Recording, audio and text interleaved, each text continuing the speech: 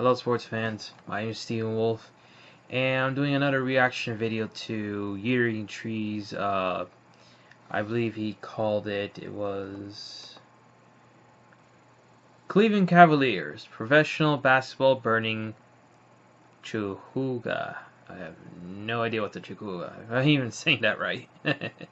Honestly, I was expecting, of all the teams I would have expected him to do this, I would expect, well, I figure Cleveland will be like, when they were at a bad position or a bad record. Well, they were in a bad position, but they got their act cleaned up together.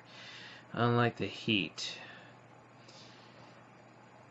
Not that Dwayne Wade was, getting Dwayne Wade was a problem, but, they're still last second by a point.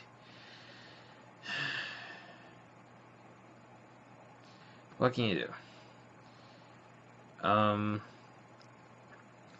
But let's see what he has to say about Cleveland Cavaliers. It'll be an interesting video, to say the least. And well, let's see what he got. In 3, 2, 1, play.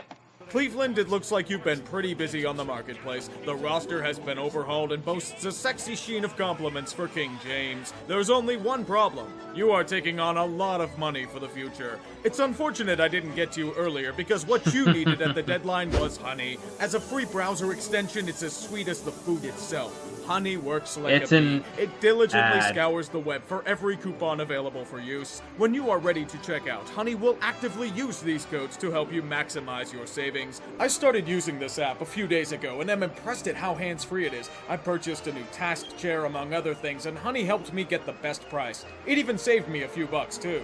It's looking to be a part of my online shopping arsenal for the future, I must admit. Get started with the savings by clicking the link in the description or by rushing over to joinhoney.com/utree. Over $325 million in savings last year can attest. Honey can do the saving for you. You're gonna fuck this all up, aren't you? You're going to take a championship contender and gut it to the 7th circle of Dante's hell. The Cleveland Cavaliers are a team that I have been watching since last summer. The pieces were in place for a total collapse. One that would allow a team full of egos to become the next great shit show in the NBA. We are not even a year into my scouting and it is already starting to happen. I didn't think this would happen until the summer, but things move very quickly in the sports world. Let's go back a few years to when the Cavs were at the height of their power. LeBron stunningly announced that he was coming home. They had made the finals 2 times in a row, but were about to lose in heartbreaking fashion failed to get the championship that year. Cleveland overcame a 3-1 deficit against the Warriors. They had won. Do you understand the magnitude of what had happened? The city of Cleveland had finally been freed from the clutches of misery. They broke the curse. No longer would they rely on the Browns being one of the most incompetent organizations in football. No longer would they see the Indians constantly choke away most Octobers. Northeast Ohio had a champion to call their own again. The outpouring of support was one of the most beautiful things to witness. Hell, even the Browns were trying to latch onto it. Cleveland finally had hope in sports again.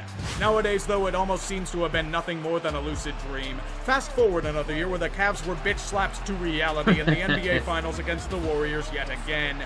Things needed to be done this offseason. Cleveland needs more reinforcement. This is going to be the all-in year. LeBron isn't getting any younger and is content with playing things out year to year instead of locking in a long-term deal. Who knows when he chooses to pull the plug? The Cavaliers live and die by this man. Through thick and thin, the organization has fused together with one name, LeBron.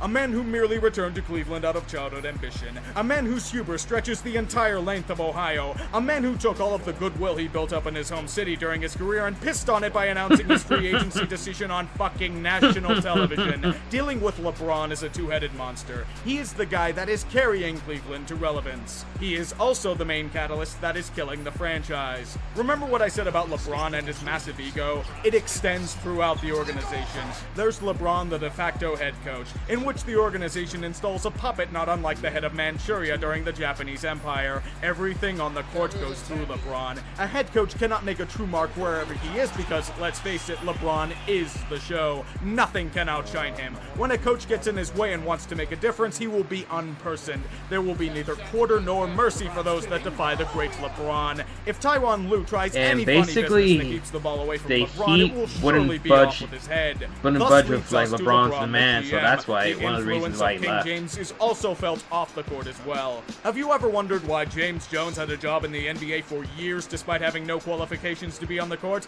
Well, it's because he was buddy-buddy with LeBron. Most positions on the Cavaliers don't have anything to do with scheme fit or athleticism or even cost control. It has to do with whether or not LeBron likes them. Guys that would be better off walking, like Iman Shumpert, Tristan Thompson, and J.R. Smith, are re-signed for far too much money because of the will of LeBron. If you're a guy like Dion Waiters who hogs the ball too much for LeBron's liking, you can be exiled to Oklahoma City. And the future of the Cavs does not matter. What matters is now. LeBron wants pieces to help him. They have Kevin Love and Kyrie Irving, but Cleveland needs more. Paul George and Eric Bledsoe are the pieces they look for. They are outstanding players who will help the Cavs to another championship. Only problem was that those trades never actually materialized. Paul George was sent off to the Thunder for their all-in run.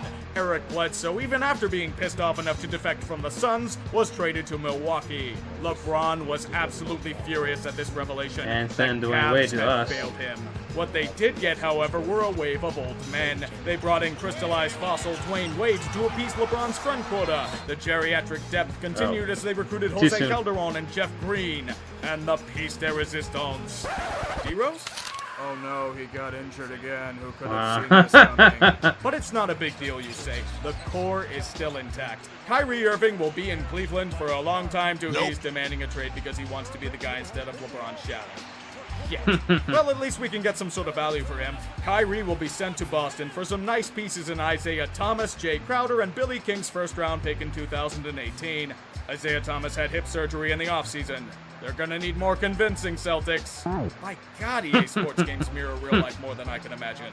Even if the offseason was a disaster by Cleveland standards, they should be all but a shoo-in for Eastern Conference champion. The good news is that they succeeded in this endeavor. The bad news is that it's in the drama department. Incredible clashes of egos and personalities are in such a full display this year that they've usurped the goddamn Knicks as the biggest shit show in the conference. The situation in the locker room has gotten so toxic that it's affecting the play on the court. The Cavaliers have gone on several notable slides. There's a rumor that Dwayne Wade was not liking it in the team locker room. What they signed in basically, the offseason. youth and old. Incredibly old.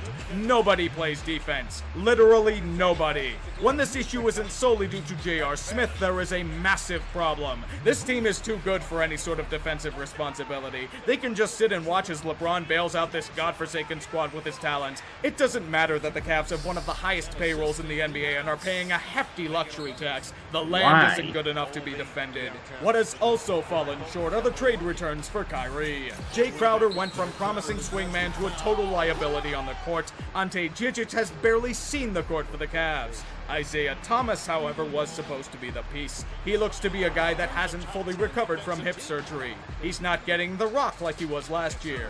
He looks to be a shell of what he was in Boston.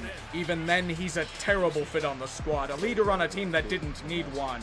Who knows if this is his real form moving forward, but even he has criticized the team for giving zero fucks on the court. Funny how he criticizes team defense when he's one of the worst defensive guards in the league. Let's see how Kyrie is doing in Boston.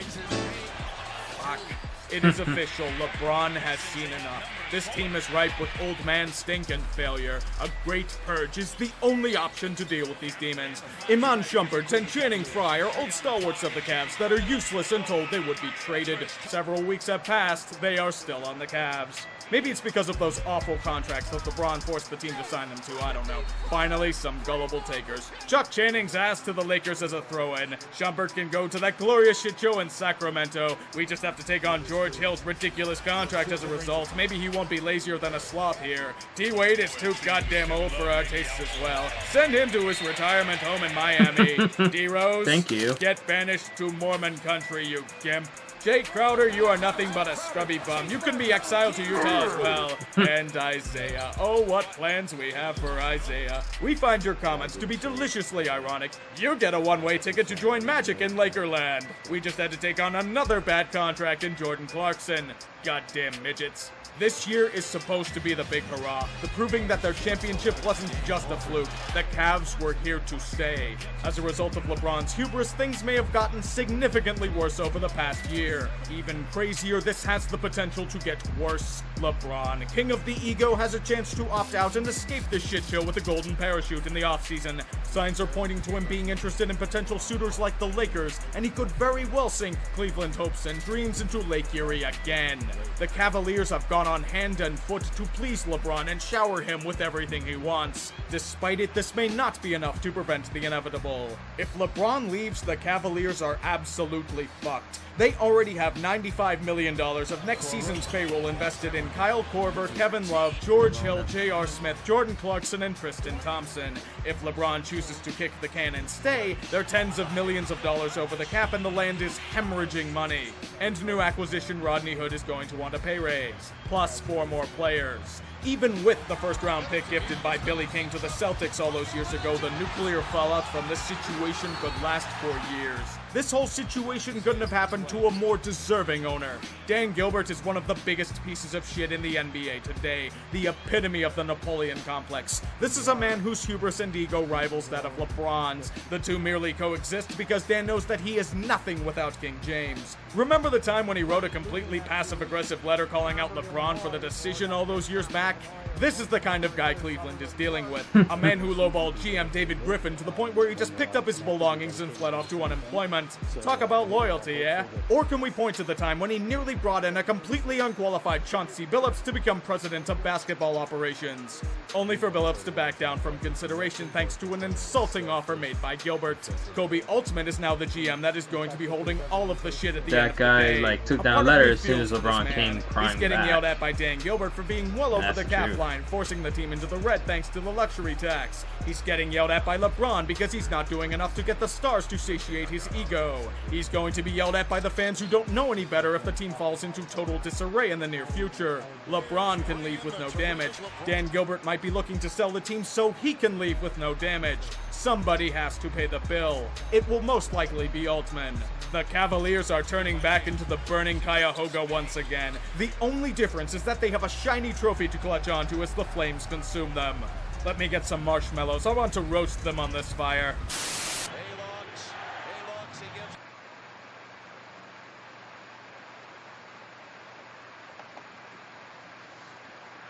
Oh, wow. Basically, LeBron, well, I don't blame him for leaving, but I blame how he left. I mean, just because we missed one championship doesn't mean he had to leave Miami behind. I mean, it is his hometown. If it wasn't his hometown, I don't think he would really reluctantly go back. But also the fact that the front offices, the people behind the Miami Heat organization, personnel, LeBron basically tried to make what he's doing over Cleveland that he can do it here. So that's why firings, players, all that stuff, they would not do this if they were not trying to make LeBron happy. Pat Riley wouldn't bend an inch where it comes to the coach or personnel,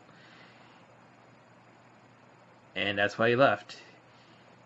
And Dwayne Wade returned after making amends after someone close both to Riley and Wade basically passed away, and that's how we got him back.